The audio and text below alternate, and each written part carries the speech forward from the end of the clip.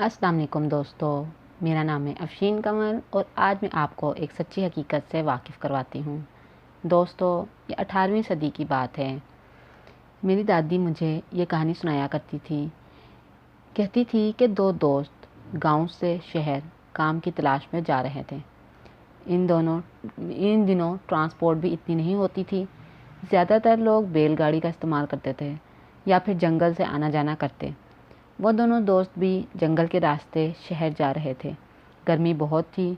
दोनों दोस्त थोड़ी देर सस्ताने के लिए एक पेड़ की छांव में बैठ गए। पता ही नहीं चला कि कब आंख लग गई। जब आंख खुली तो शाम हो गई थी और सूरज गुरूब होने वाला था। दोनों दोस्त बहुत घबराए कि अगर जंगल में रात हो गई तो कहाँ जाएंगे, क्या करेंगे। एक दोस्त बोला, जंगल से बाहर निकलते हैं, शायद जंगल से बाहर निकल कर रात गुजारने का इंतज़ाम हो जाए, क्योंकि अगर जंगल में रात हो गई तो रास्ता भटक जाएंगे और जंगली जानवरों का अलग ख़तरा है। दोनों दोस्त तेज़ तेज़ चलते हुए जंगल से बाहर तो आ गए, लेकिन ये क्या, ना बंदा ना बंदे की ज़ात। दूर दूर तक सिर्फ खुला मैदान।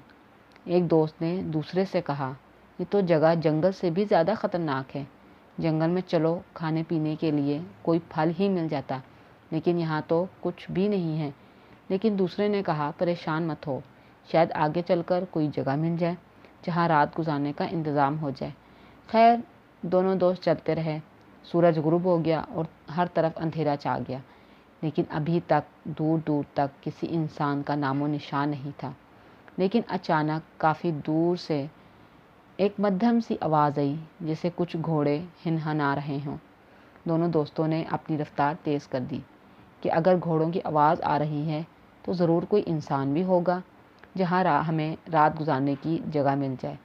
तेज़ तेज़ चलते हुए काफ़ी दूर से एक हल्की सी किरण नज़र आई। दोनों बहुत खुश हुए। जैसे दोनों ने इस रोशनी की तरफ बढ़ने लगे। रोशनी फैलने लगी। बढ़ती हुई रोशनी से पता चल रहा था कि ये कोई बहुत बड़ी जगह है। जब करीब पहुँचे तो पता चला कि ये एक फार्म हाउस है। फार्म हाउस काफ़ी बड़ा था। दरवाजे पर एक दरबान बैठा था। दोनों ने करीब जाकर इस दरबान से कहा, हम काफ़ी दूर से आए हैं। जाना तो शहर था, लेकिन हम रास्ता भटक गए हैं। बड़ी मेहरबानी होगी अगर हम यहाँ एक रात गुजार लें। लेकिन इस दरबान ने कहा, मेरे मालिक शहर गए हैं और इनकी गैर मौजूदगी में मैं तुम्हें यहाँ रहने की इजाज़त नहीं दे सकता। लेकिन इन दोनों दोस्तों ने काफ़ी मिन्नत समाजत की तो वह दरबान मान गया।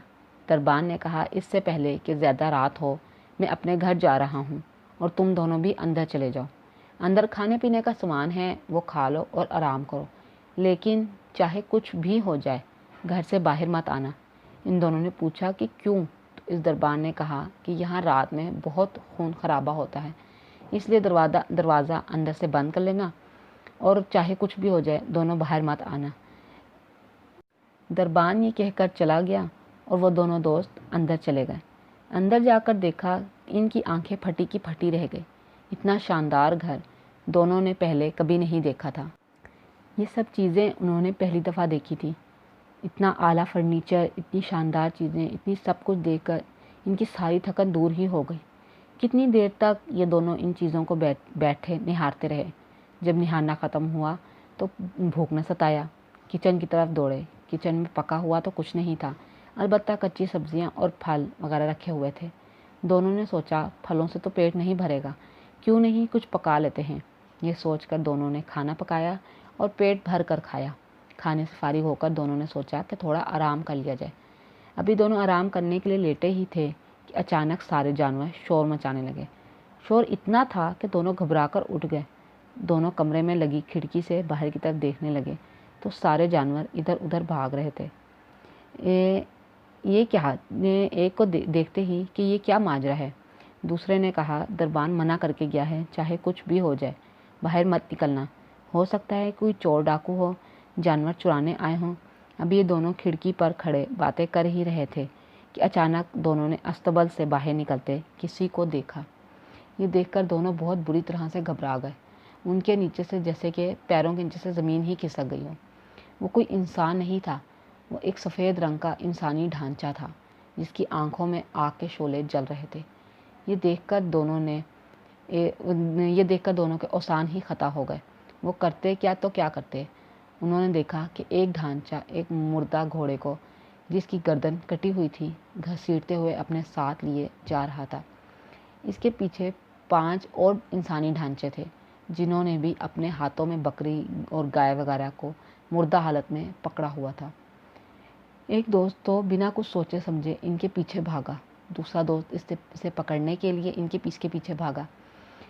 نچلا استبل کے پاس پہنچ کر اس نے دیکھا کیوں نہ ہم اس کا پیچھا کریں اور پتہ کریں کہ وہ کون سی شیطانی بلا ہے دوسرے نے کہا ضرورت نہیں، اگر ہم ان کا پیچھا کریں اور انہیں پتہ چل جائے تو وہ ہمیں بھی اپنا پکڑ سکتے ہیں، انہیں پتہ چل جائے تو وہ ہمیں بھی نہیں چھوڑیں گے، ہمارا بھی حشر ان مردہ جانوروں کی طرح ہوگا۔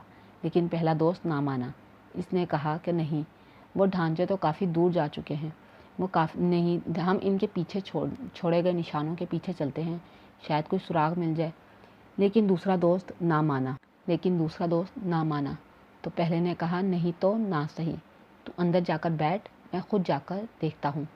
یہ بول کر وہ ابھی چند قدم ہی بڑھا تھا کہ دوسرے دوست نے آواز دے کر اس کے پیچھے سے بھاگا اور کہا کہ رک، دونوں ساتھ چلتے ہیں۔